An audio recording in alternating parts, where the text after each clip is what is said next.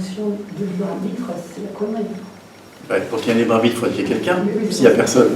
Donc tout ce qui est développement personnel et tout ça. Ah ben oui. Tout ce qui vise à soigner un moi qui n'existe pas, puis poubelle. Et tout ce qui est, si je peux aller plus loin, tout ce qui est transgénérationnel, tout ça. Il y a un organisme qui est formaté, qui est conditionné, qui est éduqué d'une certaine manière, qui est né avec sa personnalité. Ça a du sens. Mais il n'y a personne qui fait ça. On ne jette pas tout le regard sur les conditionnements et les vasanas et les personnes. C'est vrai. Si tu veux, ça accompagne tout ça. Ce qu'on dit simplement, c'est qu'il n'y a pas quelqu'un qui pilote tout ça. Voilà. On ne jette pas ça.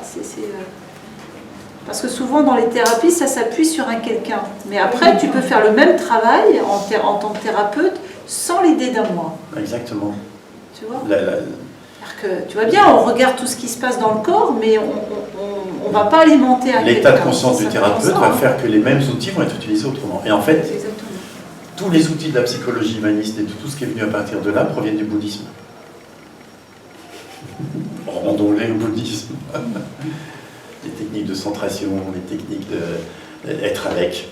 Mais même l'hypnose et tout ça, tu vois, les changements d'état de conscience, en fait... bah oui, il y a différents états de conscience. C'est un état de conscience modifié, on pourrait dire. C'est plus proche de ce que nous sommes. En fait, croire qu'il y a un moi, c'est un état de conscience modifié. Je préférerais le voir comme ça, personnellement. Ouais. Voir une maladie mentale. C'est une maladie mentale. Voir une maladie mentale. Oui, c'est une maladie mentale. C'est la folie. C'est clair. Oui, je suis perdue. J'ai plein de questions. Enfin, du coup, je suis à fond dans le mental. C'est ok aussi. Ouais. Ce qui veut dire que si on est, si on revient à cet espace sans manque, on ne verra plus le manque dans notre vie. Non, ça veut dire que le manque existentiel sera complètement intégré. C'est ok de manquer. Existentiellement parlant. Ok. Donc si je manque d'argent. J'ai confiance que je vais mettre en place, enfin en tout cas, oui, le personnage ou je sais pas quoi, je vais mettre en place des... Non, alors voilà, moi je suis complètement... Il est possible que tu finisses à la rue, c'est pas grave.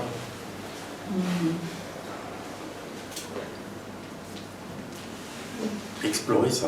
Tu vois. Puis, à un moment donné de ma vie, j'étais malade et vraiment l'argent sortait et ne rentrait pas et vraiment j'ai eu très très peur. Et j'ai dit mais c'est quoi le pire qui puisse arriver? J'ai exploré de près, qu'est-ce qui pouvait arriver de toi réellement. Ben, j'ai plus rien, ben, je suis à la rue, c'est grave. Non. De toute façon, il y a la soupe populaire. C'est pas grave. Puis, même si je meurs dehors, qu'est-ce que ça peut faire? C'est pas grave. J'ai beaucoup moins de peur après. Explorer vraiment, toi, de près, mais en frais. Je dis, je peux mendier s'il y a besoin. Puis si je mange pas, c'est pas grave. En fait, si c'est pas grave. C'est-à-dire explorer les peurs qui nous sont proposées par les pensées qui passent, c'est ça. Explorer la peur qui vit à l'intérieur. Explorer les... Et ça ne veut pas dire ne rien faire pour trouver un boulot. Ah oui, ça n'a rien à voir. Bien sûr. Explorer de près, mais c'est quoi les conséquences si vraiment ça arrive, si ça se produit pour de vrai? Tu vois? J'ai plus d'argent. Je suis dehors à la rue. Et en explorant, si moi j'ai exploré moi pour moi, je ne parle pas pour les autres, mais il n'y avait rien de grave. C'est sûr, la peur elle diminue grandement.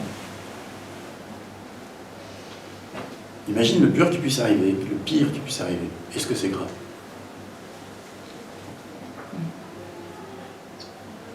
En soi, non. Ben non. Donc, la peur est inutile. Ça sert à la fin. Elle n'a pas de sens. Il ne peut rien arriver de grave. Ça libère aussi.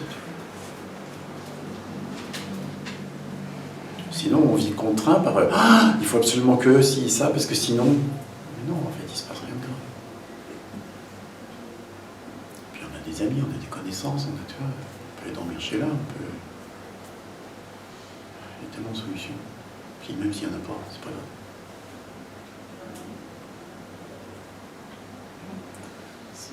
Cette démarche intérieure, elle a pour but de lâcher la volonté personnelle aussi, quelque part, tu vois. Il y a les peurs. Ça va s'aligner, du coup, et les peurs. c'est puissant quand on rentre vraiment à l'intérieur de ça. C'est pas juste mental, c'est vraiment se mettre en situation, en fait, intérieure. En situation de... De manque, ah oui, tu vois, par exemple.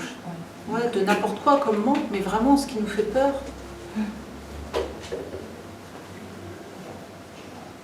Parce que sinon, on reprend les vieilles habitudes, tu vois. Ah oui, mais alors, s'il se passe ça. Et en fait, on ne voit pas clair parce qu'en fin de compte, il ne se passe pas grand-chose. Et ça s'imagine, tu vois, que c'est des trucs...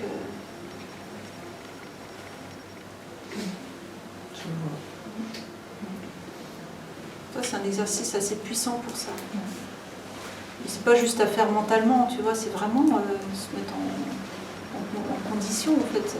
C'est ça ce qui... Après, il y a aussi le jeu de la confiance. C'est-à-dire que dans ma vie professionnelle, à certains moments, je sentais qu'il fallait que j'arrête telle chose qui me rapportait, qui me faisait gagner ma vie, en fait. Du jour au lendemain, j'ai arrêté.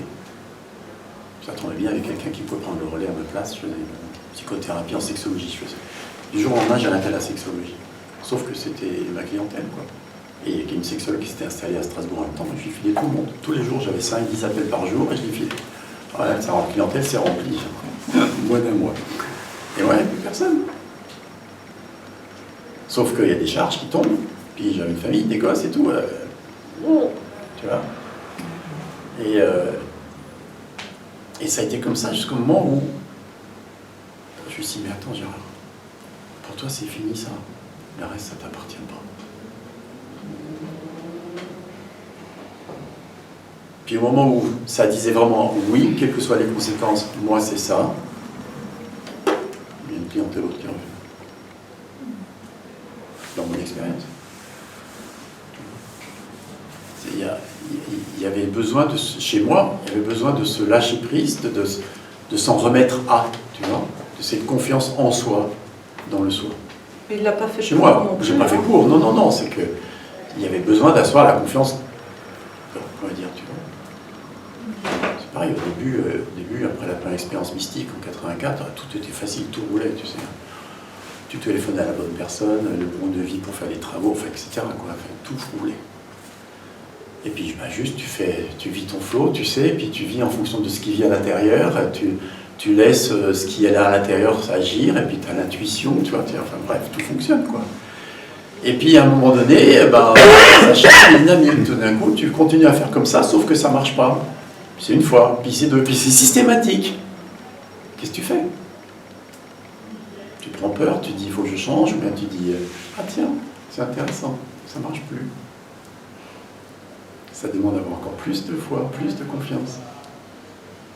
À continuer à faire quand même ce qui paraît juste à l'intérieur, même si ça rate. Parce que les résultats ne t'appartiennent pas.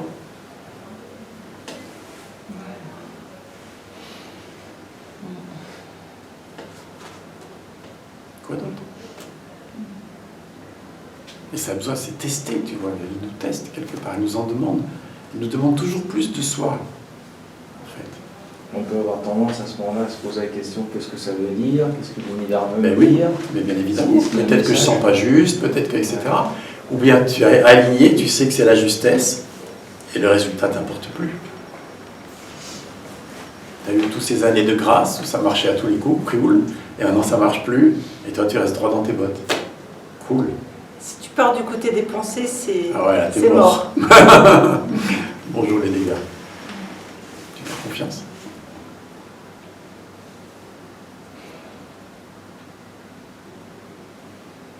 Tu vois, ça peut être pour qu'une espèce d'assurance personnelle par rapport à ça s'effondre encore. Il y a encore un côté personnel, tu vois. Ah, bah tout m'arrive impeccable. Ah ouais. Tu vois. Depuis ce premier réveil, tout va bien dans ma vie. Tu parles. Je vois que ça s'arrête. Un discours qu'on entend assez régulièrement. Et tant mieux pour le chat qui ça arrive. Oui. Je dis juste que moi, un jour, ça s'est arrêté.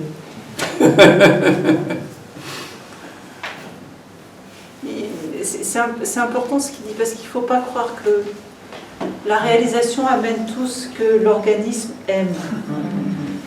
C'est pas du tout le thème. Le thème, c'est quel est notre degré de liberté par rapport à ce que la vie amène à l'organisme. Exactement. La réalisation de ce côté-là. La réalisation complète et parfaite. Ça ne garantit pas qu'on n'est pas malade et rien du tout. La preuve. Très bien.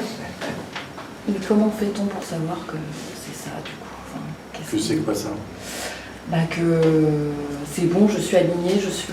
Non, tu as des pensées, tu laisses les pensées s'effondrer dans le cœur. Il reste juste l'instant. Ouais. C'est tout. Je ne sais pas. Ok, voilà.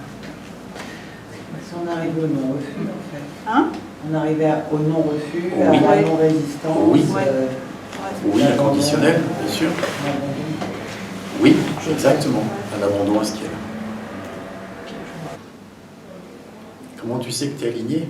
Ça, tu le sais en toi. Tu le sais quand ce que tu fais, c'est la justesse ou pas. On parle de justesse. C'est-à-dire qu'il y a la justesse et il y a la connaissance que la justesse est. C'est pas je suis aligné. Il y a une évidence que c'est ça. Mais c'est même pas recherché. Et puis elle n'est même pas, elle est Voilà. même pas forcément conscientisée. Elle est même pas forcément. Quand tu vas regarder, tu le sais. Et c'est une justesse, mais c'est aussi une intuition. Ça peut être l'intuition, c'est encore un peu différent. Parfois, on peut se prendre pour intuition, ce n'est même pas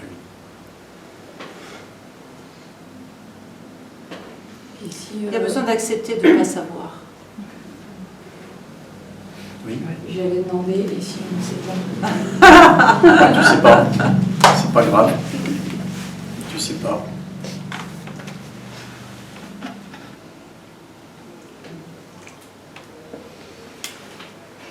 Est-ce que c'est une invitation à quelque chose de l'ordre de la foi? Ben oui, je sais pas, Je c'est sais la pas. foi même. Je ne sais pas. Si tu sais pas, c'est qu'il n'y a pas besoin de savoir. Sinon, tu saurais. C'est simple. Tu vois? Arrêtez de se prendre la tête. Mais qu'est-ce que tu ne sais pas?